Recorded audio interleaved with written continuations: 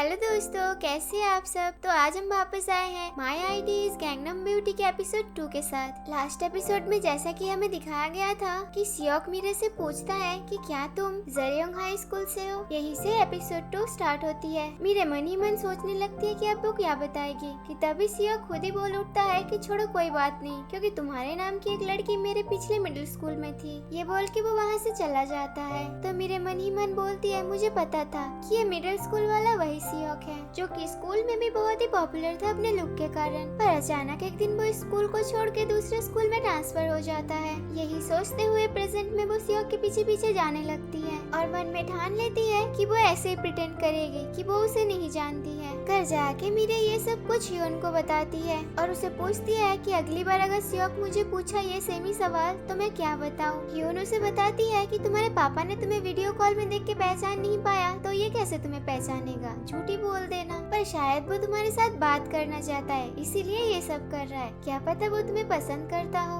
वरना उसे तुम्हारे बारे में कैसे याद है। क्या उस टाइम तुम दोनों के भी जैसा कुछ हुआ था। तभी मीरे को एक इंसिडेंट याद आता है। जब वो बस स्टैंड में बैठी हुई थी और गाना गुनगुना के डांस कर रही थी तब वहाँ पर सियोक भी आया था। जब वो उसकी ओर घूमती है तो वो देखती है कि सियोक उसे देखकर मुस्कुरा रहा है। दूसरी ओर हम सियोक को देखते हैं जो कि अपने बेस्ट फ्रेंड से मिलने हॉस्पिटल पे जाता है। उसका दोस्त यूजिन हॉस्पिटल में एडमिट होता है। वहाँ पर उसकी गर्लफ्रेंड भी आई हुई होती है। सियोक उसे पूछता है तुम्हें घर से निकाल दिया गया क्या। तो यूजिन बताता है कि मुझे खुद का बिजनेस चालू करना है, एक पब खोलना है, इसलिए मुझे पापा ने घर से निकाल दिया है। उन्हें मेरा ये डिसीजन अच्छा नहीं लगा। ये बात सुन के यूजिन की गर्लफ्रेंड उसे पूछती है तो क्या तुम्हारे पापा का जो बिजनेस है, संपत्ति है, उसमें तुम्हारा अब कोई हक नहीं है। यूजिन भी एक रिच फैमिली से है इसलिए ये लड़की यूजिन से डेट कर रही थी। जैसे यूजिन ने बोला कि नहीं अब नहीं मिलेगा पर मैं तुमसे बहुत प्यार करता हूँ तो वो लड़की उस पर गुस्सा हो जाती है और वहाँ से उठ के चली जाती है। जब यूजिन उसके पीछे पीछे जाके उससे पूछता है क्या तुम मेरे फैमिली के पैसे के कारण मुझे डेट कर रहे थे, तो वो लड़की उससे बोलती है तुम एक गैर जिम्मेदार आदमी हो, सो मुझे तुम पर भरोसा नहीं है कि आगे जाके तुम क्या करोगे।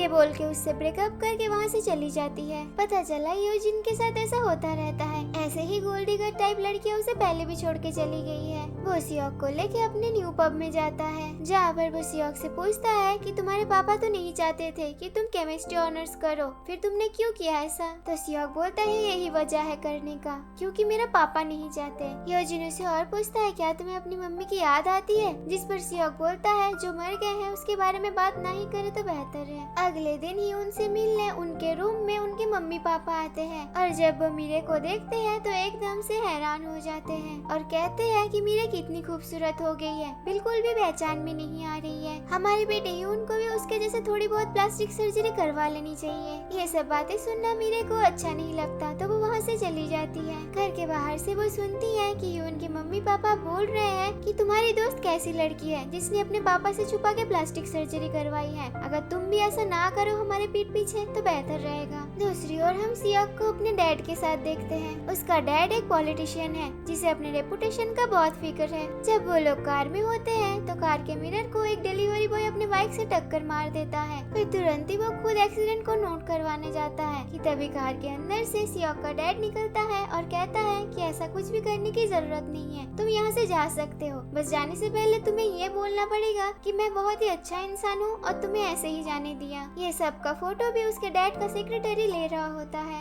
अगले दिन कॉलेज में न्यू स्टूडेंट्स के पेरेंट्स को बुलाया जाता है जिसके लिए मीरे बहुत ही परेशान होती है। वो अपने मम्मी को कॉल करके पूछती है कि पापा कहाँ पर है और उनकी तबीयत कैसी है। कि तभी वो अपने पापा को अपने सामने ही देखती है। उसका डैड उसे नहीं पहचान पाता है। उन्हें लगता है कि ये कांग मीरे की वही सीनियर है जो उस दिन उनसे वीडियो कॉल में बात की थी। वो हंसते हुए तुरंत मीरे को कहते हैं कि तुम ना एकदम मेरी बेटी जैसी दिखती हो और तुम्हारी आवाज भी उसके जैसी है, क्या ही कोइंसिडेंस है। मीरे घबराते हुए उन्हें बताती है कि मैं ही मीरे हूँ। उनको यकीन नहीं होता कि उनके बेटी ने उनके पीठ पीछे सर्जरी करवा ली है। मीरे इस बात को छुपाने के लिए अपने पापा से सॉरी भी कहती है पर उसके पापा को ये चीज बहुत बुरा लगता है तो वो वहाँ से चले जाते हैं। जब मीरे उन्हें पीछे से रोकने की कोशिश करती है तो उसका पापा उसे कहते हैं कि मैं तुम्हें नहीं जानती मिस। मीरे की मम्मी मीरे को समझाते हुए कहती है कि तुम इन सब का टेंशन मत लेना, मैं तुम्हारे पापा को घर पहुँच के समझा दूंगी। मेरे को याद आता है कि दूसरे लोगों ने कुछ भी बोला हो, उसके पापा उसे कितना प्यार करते थे। कभी भी उसके शक्ल के कारण उसे जज नहीं किया। इवन उसका एक फोटो टैक्सी में लगा के घूमते हैं। प्रेजेंट में अपने कार में जाके उसका पापा उस फोटो को निकालने की कोशिश करते हैं, पर वो ऐसा नहीं कर पाते। जब मीरे अपने क्लासरूम में जाती है तो वहाँ पर वो सीनियर लड़का होता है। वो मीरे को अपने पास में आके बैठने को कहता है। जब मीरे उसे पूछती है कि तुम यहाँ पर क्या कर रहे हो, तो वो लड़का कहता है कि मैं तुमसे मिलने आया हूँ और मैं तुम्हारा नंबर लेना भी भूल गया था। अगर तुम्हें पढ़ाई में कोई भी मदद चाहिए तो तुम मुझे बोल सकते हो। मेरे पास पिछले ईयर्स के सॉल्व क्वेश्चन पेपर भी है, वो मैं तुम्हें दे सकता हूँ। ये बात सुन के जब मीरे के बाकी दोस्त कहते हैं कि हमें भी दो, तो वो सीनियर उन दोनों लड़की को मना कर देता है, ये बोल के कि मीरे और मेरे बीच स्पेशल रिलेशन है। फिर वो मीरे को अपने साथ लंच पे चलने को कहता है। वहाँ पर भी वो मीरे को सेम ही बात बताता है कि मैं तुम्हें पसंद करता हूँ। ये बात सुन के मीरे के गले में खाना अटक जाती है। ये सब कुछ सुहा भी दूर से देख रही होती है। जैसे ही मीरे वहाँ से उठ के वॉशरूम में जाती है तो सुहा वहाँ पर आ जाती है और फ्लर्ट करते हुए उसी सीनियर से कहती है, क्या मैं यहाँ पर बैठ सकती हूँ? क्या ये जगह किसी के लिए रिजर्व है? वो डर की लड़का उसे झूठ बोलता है और कहता है कि नहीं नहीं, यहाँ पर कोई भी नहीं है, मैं तो अकेले लंच कर रहा हूँ। तो सुहा उसे कहती है कि पहले दिन से ना मुझे आपकी पर्सनालिटी बहुत अच्छी लगी है, पर शायद आप मीरे को पसंद करते हैं और आप दोनों एक साथ अच्छे भी दिखते हो, पर इससे मैं थोड़ा सा सैड हूँ, पर आप मेरे बारे में ज्यादा मत सोचना। ये बात सुनते ही वो सीनियर ज्यादा ही सोचने लगता है, क्योंकि उसे सुहा भी पसंद आने लगा। जैसे ही सुहा वहाँ से ये सब बोल के चली जाती है और मीरे आती है तो वो मीरे को कहता है, आज से हम दोनों सिर्फ दोस्त हैं, हमारे बीच में कुछ भी नहीं हो सकता। जो भी मैंने तुम्हें बोला है सब भूल जाओ। मीरे हैरान हो जाती है और उसे लगता है कि ये लड़का पागल है। फिर जैसे ही वो सीनियर वहाँ से जाने लगता है तो उनसे 2 सीट पीछे ही सियोक बैठा हुआ था। उसने ये सब कुछ देखा और सुना, इसलिए वो अपने टांग को सीधा कर देता है, जिससे टकरा के वो सीनियर नीचे गिर जाता है। ये उसने जानबूझ के किया था। फिर भी वो उस सीनियर को कहता है सॉरी, गलती से हो गई, क्योंकि वो उसे अपने हरकतों से सबक सिखाना चाहता था। वो सीनियर उठ के सियोक को चेयर से मारने जाता है तो मीरे बीच में आ जाती है। वो उसे रोकने की कोशिश करती है तो वो सीनियर मीरे को धक्का दे देता है। पीछे सियोक होता है जो मीरे को पकड़ लेता है। उसी टाइम मीरे के बैग से सामान भी गिर जाते हैं। तभी वहाँ पर क्लास का प्रेसिडेंट आके उस सीनियर को लड़ने से रोकते हैं। मीरे अपना बैग उठा के वहाँ से चली जाती है तो उसका परफ्यूम वही पड़ा रह जाता है जो सियोक उठा लेता है। इसके बाद वो सीनियर सुहा के पीछे पड़ जाता है। वो उसके पास जाके कहता है कि मैं तुम्हें पसंद करता हूँ और पहले दिन से ही तुम मेरी पसंद हो। मीरे तो सिर्फ मेरी एक दोस्त थी। अगर तुम्हारे और हमारे बीच कुछ हो सकता है तो तुम प्लीज इसके बारे में थोड़ा सोचना। यहाँ पर हम देखते हैं कि सुहा असल में सियोक को पसंद करती है और वो जो भी कर रही थी जानबूझ के कर रही थी। इसके बाद वो जाके मीरे से मिलती है और उसे पूछती है क्या तुम ठीक हो, और फिर वो उससे पूछती है कि क्या तुम उस सीनियर को पसंद करती हो। मीरे उसे बताती है कि मैं उसे नहीं पसंद करती हूँ, वो खुद ही था जो बोल रहा था कि वो मुझे पसंद करता है। फिर अचानक पता नहीं क्या हुआ, बोलने लगा वो मुझे नहीं पसंद करता है। ये सब कुछ सुन के सुहा मन ही मन खुश हो रही होती है। अब मीरे के नजर में अच्छी बनने के लिए वो उसे कहती है कि वो सीनियर ना बहुत ही भद्दा लड़का है, उससे दूर ही रहो तो अच्छा है, और अब से तुम्हें जो भी परेशानी हो मुझे आके बता सकती हो, मैं तुम्हारी दोस्त हूँ ना। मीरे भी उसके बातों में आ जाती है। उसे लगता है कि सुहा कितनी अच्छी लड़की है, पर असल में ऐसा लग रहा था कि सुहा उससे जेलस है। इसके बाद सभी स्टूडेंट केमिस्ट्री लैब में जाते हैं, जहाँ का असिस्टेंट टीचर वो योंग सबको सावधानी के साथ केमिकल यूज करने को कहते हैं। एक्सपेरिमेंट्स को करने के लिए वो स्टूडेंट्स को टीम में डिवाइड कर देते हैं, जहाँ मीरे के टीम में सियोक और सुहा दोनों होते हैं, साथ में और 3 स्टूडेंट्स होते हैं। इस टीम का वॉलंटियर सियोक बनता है और उसके लिए नोट मेकर का काम सुहा लेती है। हम टीचर वोयोंग को देखते हैं, उनकी नजर भी मीरे पर होता है। दूसरी ओर जब सियोक मशीन से सोडा निकाल रहा होता है तो उसके पीछे पीछे सुहा आती है और कहती है मुझे भी सोडा बहुत पसंद है। तो सियोक उसे कहता है तो तुम खुद खरीद लो। कि तभी वहाँ से अपने दोस्तों के साथ मीरे गुजर रही होती है।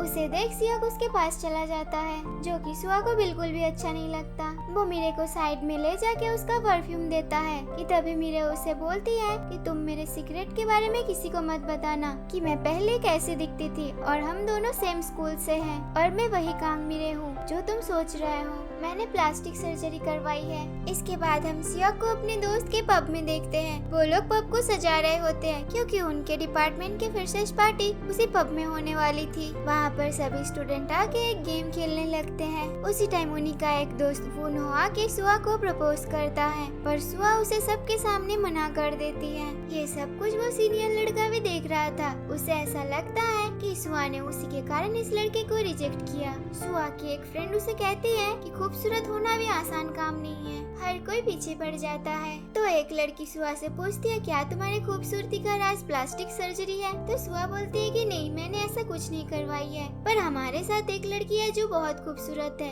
एकदम डॉल जैसी। मीरे, क्या तुमने कभी ऐसा कुछ करवाई है? ये बात सुनते मीरे बहुत ज्यादा घबरा जाती है। उसे समझ में नहीं आता है कि वो क्या जवाब देगी। सुआ ने जानबूझकर मीरे को ये सवाल पूछा था सबके सामने एम्बेरस फील करवाने के लिए, क्योंकि मीरे को देख के सभी को ऐसा लगता ही था ऑलरेडी कि उसने प्लास्टिक सर्जरी करवाई है। ये सब कुछ सियोक सुनता है और सुआ के पास आके कहता है, क्या तुम्हें इसमें बहुत मजा आ रहा है? सुआ ऐसे प्रिटेंड करती है कि उसे कुछ समझ में नहीं आया। तो सियोक उसे बोलता है कि नाटक मत करो, मैं अभी की बात कर रहा हूँ जो तुम अभी बैठ के कर रही थी। ये सुनते ही सुआ बोलती है कि मैंने कुछ भी जानबूझ के नहीं बोला, और रोते हुए वहाँ से चली जाती है। मीरे सुआ का सपोर्ट लेते हुए बोलती है कि तुम हर टाइम हमारे बीच में क्यों टपक पड़ते हो? तो सियोक उसे बोलता है कि तुम्हारे पास दिमाग नहीं है कि तुम्हें समझ में नहीं आता है कि क्या चल रहा है। ये बोल के वो वहाँ से चला जाता है। इधर वोन्हो को जैसे सुआ ने रिजेक्ट किया तो वो सोचने लगता है कि किस कारण रिजेक्ट किया होगा। उसे सब समझ आ जाता है कि सुआ दरअसल सियोक को पसंद करती है। जब सुआ बाहर अकेले बैठी हुई होती है तो उसके पास वो सीनियर आता है और उसे पूछता है, क्या तुम ठीक हो? मुझे ये जानना था कि तुमने हम दोनों के रिश्ते के बारे में क्या सोचा?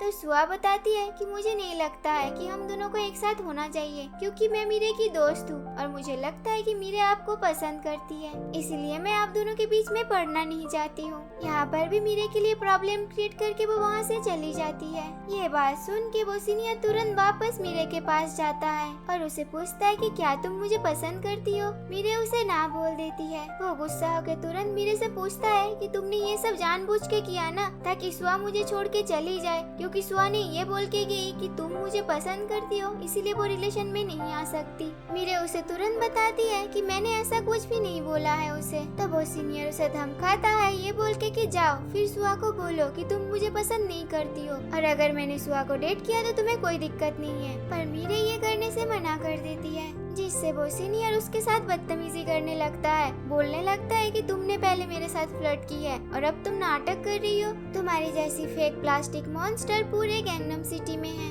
ये बात सुनते ही मीरे उसे मार के गिरा देती है और बोलती है कि मैंने तुम्हारा क्या बिगाड़ा है जो तुमने मुझे ये सब बोला? बोल के वो वहाँ से रोते हुए चली जाती है। जब वो वहाँ से जा रही होती है तो उसे सियोक देख लेता है। यहीं पर एपिसोड 2 खत्म होता है। आशा करते हैं आपको आज की एक्सप्लेनेशन अच्छी लगी होगी। अगर आपको आगे ऐसे कोरियन ड्रामास की एक्सप्लेनेशन देखनी है तो हमारे चैनल को जरूर सब्सक्राइब करना। वीडियो पसंद आए तो उसे लाइक एंड शेयर जरूर करना। मिलते हैं नेक्स्ट एपिसोड के साथ, तब तक के लिए bye, have a great day.